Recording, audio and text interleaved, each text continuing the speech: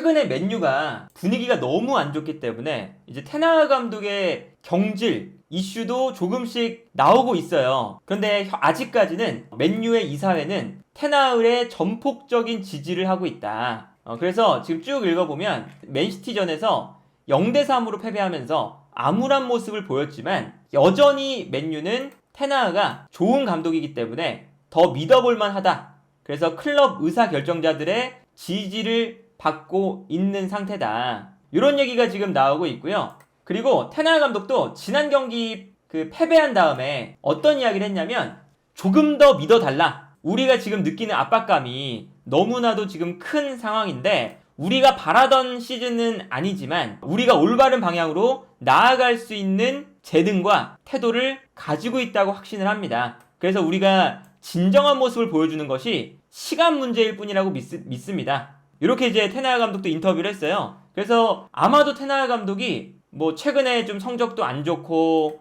여러 가지 이슈도 있었지만 맨유가 테나 감독을 경질하는 일은 근시일 내는 없을 것 같고 그리고 이제 어떤 게 있냐면 테나 감독이 이번 시즌을 시작할 때 애초에 이적 시장에서 약간 이적 시장을 보내는 것이 좀 빈약했죠. 레클리프가 들어오면 뭐 테나 감독의 영입 권한이 대폭 축소가 될 거다. 이런 이야기도 나오고 있긴 한데 일단 테나 감독이 선택했던 선수들도 이제 뭐 마운트라던가 지금 아직 잘 못하고 있고 이런 것도 있지만 맨유의 인수 문제 때문에 애초에 테나 감독이 이제 원하는 더 다양한 포지션의 선수들을 못 사준 것도 있습니다. 이적 시장 자체가 플랜이 많이 꼬였었죠. 김민재를 노렸다가 인수가 안 돼가지고 바이에른 뮌헨에게 뺏겼고 해리 케인도 영입 시도조차 제대로 못 해봤고 이런 것 때문에 이적 시장이 망한 것도 있고 그리고 이제 시즌이 시작한 다음에 부상자가 너무 많긴 해요. 리산드로 마르티네스, 말라시아, 루크쇼, 완비사카, 카세미로 이렇게 지금 부상자 명단에 올라와 있습니다. 그리고 최근까지 바란도 부상이었고 레길론도 부상이었고 그러다 보니까 선수 구성을 하는 것 자체가 매우 힘든 측면도 있어요. 그리고 여기에 대해서 뭐 산초도 지금 좀 약간 문제를 일으키면서 산초를 쓰고 있지 않기도 하고요. 안토니도 이제 외부적인 문제도 있었고 그러다 보니까 테나 감독한테도 맨유 입장에서는 어느 정도 시간을 더 줘야 된다 라는 지금 아직까지는 믿음이 있는 것 같고 어쨌든 팀의 분위기는 계속 안 좋아지니까 오늘 데일리 메일에서도 사미 목벨이라는 그래도 신뢰도가 있는 기자잖아요. 테나 감독의 강경한 스쿼드 관리 방식이 팀의 사기에 영향을 분명히 주고 있다. 그래서 지금 맨유 선수들이 테나 감독의 지도 방식에 약간 불만을 가지고 있다. 그러니까 어떤 거냐면 뭐 산초를 강경하게 내보낸 거 이런 것도 있었고 맨시티전이 끝나고 나서 선수들한테 맨시티가 환호하는 소리를 들어라. 약간 이 강압적인 지도 방식을 하고 있잖아요. 근데 이게 어쨌든 분위기가 안 좋은데 계속 이렇게 강압적으로 하니까 뭐 선수단 사이에서도 약간은 불만이 나오고 있다. 뭐 이런 이야기가 있는데 뭐 맨유 팬들 입장에서는 가장 테나 감독한테 요구하는 건 그런 거죠. 테나 감독이 부상도 있고 뭐 이적 시장 잘 못 보냈고 선수들의 퀄리티도 사실은 아직까지 좋지가 않으니까 테나 감독이 하고 싶은 전술에 맞는 선수가 실제로 없기도 해요. 그래서 이제 그런 걸 이해하는데 테나 감독이 이런 인터뷰를 했기 때문에 좀 불만이 있는 거예요. 테나 감독이 맨유가 아약스처럼 플레이하는 것이 현재 불가능하다. 왜냐면 아약스 같은 축구가 현재 맨유의 DNA에 없다. 그래서 어쩔 수 없이 지금 직접적인 축구, 그러니까 롱패스를 위주로 축구를 할 수밖에 없는 지금 그런 상황이다 라고 인터뷰를 했거든요. 나는 여기서 맨유에서 아약스에서 했었던 축구를 결코 하지 않을 것이다. 지금 이 맨유에는 아약스와 다른 선수들이 있는데 그런 선수들이 있기 때문에 아약스처럼 패스 플레이를 하기는 힘들다. 그리고 팀 자체가 내가 가지고 있는 팀에 있는 플레이어에 따라서 플레이 방식이 결정이 된다. 바로 이것이 내가 아약스에서 했던 것과는 다른 방식으로 경기하는 이유다. 이렇게 인터뷰를 했어요. 이런 것들이 이제 아마 테나 감독에게 이제 지난 경기가 끝나고 맨유 팬들이 가장 실망한 부분이 아닐까 싶어요. 그래서 근데 이제 테나 감독도 뭐 지난 경기를 보면 전술적인 미스가 좀 많습니다. 에릭센을 수미로 내리고 맥토미니를 공미에 쓴다. 근데 이게 그 통한 거는 뭐였냐면 맥토미니가 앞에서 맨시티의 선수들을 압박한 거는 어느 정도 통했습니다. 어느 정도 통했는데 여기가 문제였죠.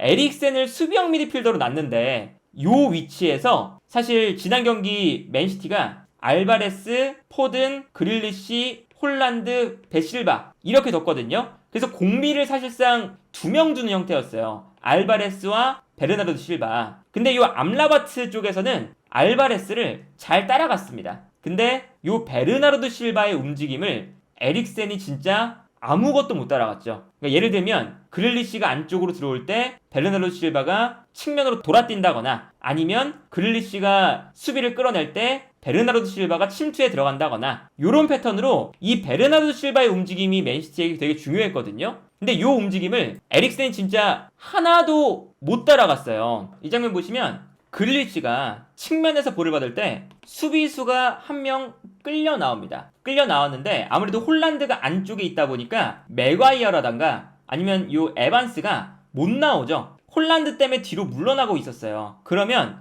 요 공간으로 보통은 수비형 미드필더가 따라가죠. 원래 에릭센이 수비라인 앞에 맥과이어 앞에 있기 때문에 이 수비라인을 보호하면서 뛰어나가는 베르나르도 실바를 잡아야 하거든요. 근데 이 공간으로 베실바가 뛰어들어갈 때 뒤에서 에릭센이 아예 못 따라오죠. 그러니까 너무나도 편안하게 이 공간으로 패스를 보내주면서 맨유의 수비라인을 완벽하게 무너뜨리는 장면이거든요. 여기서 이제 뭐 크로스가 올라오고 결정적인 찬스가 나왔던 장면인데 이런 장면을 보면 에릭센이 아예 그 반응조차 못하고 따라가지 못하는 장면이 나오고 실점할 때도 보면 이제 후반전에는 에릭센이 왼쪽에 배치가 됐었거든요. 근데 에릭센이 이 장면에서 이제 어떤 문제가 있었냐, 왼쪽 풀백이었던 린델로프가 포든이 내려가면서 볼을 받으니까 포든을 따라서 내려가는 장면이었습니다. 그러니까 뒷공간에 공간이 열리죠. 그러면 이 공간으로 수비형 미드필더가 들어가주면서 커버를 좀 했어야 되는데 이 공간으로